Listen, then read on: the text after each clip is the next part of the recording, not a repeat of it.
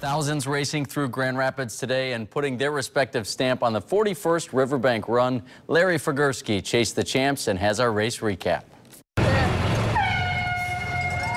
The 41st edition of the Fifth Third Riverbank Run, featuring a national championship three-peat, a first-time national champion, a four-time wheelchair champion, an 11-year-old champion, yet another 5K, 10K sweep, and the race within the race that never really materialized thanks to yet another dominant performance on the ladies' side. And the women are off. The elite women started first and set the tone early, led by defending champ Alafine Tulimak, Sarah Crouch, and Emma Bates, who separated from the rest of the elite pack by the 3.5-mile mark and would stay tightly together for nearly the next 7 miles. And they're off. 11 minutes and 15 seconds after the women's start, the elite men took off, quickly establishing a lead group of 7 and at a blistering near American record pace, 4:43 and 4:47 in miles 2 and 3, which had many thinking the men would indeed catch the women for the first time in 3 years. And I thought the guys were going to catch me. But as the ladies reached mile 10 and headed into the hills, the toughest part of the course, the defending champ took off. Tulimak grabbing the lead and pulling away from Crouch and Bates.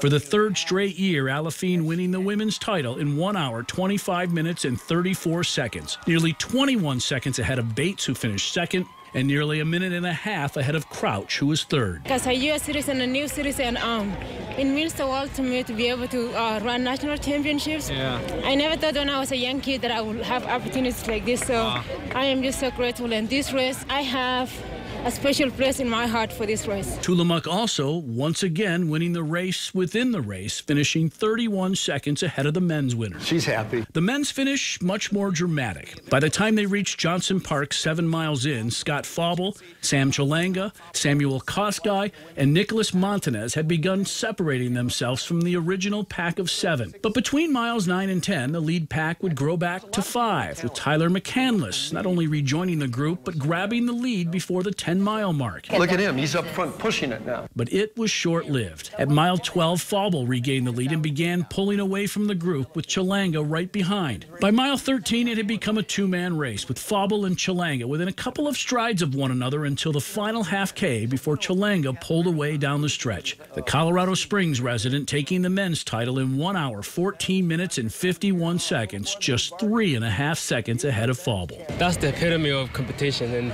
he just gave it all. And I'm very fortunate and blessed that I won today, and I thank God for that. I don't know, man, it was really, really good. Earlier in the morning, Isaac Makundi pulled off a double. The Kenyan native, who now trains in Lansing, taking the men's 5K title in 15:14, and then won the 10K as well in 31:29. It's very amazing to have won 2 races in 1 day.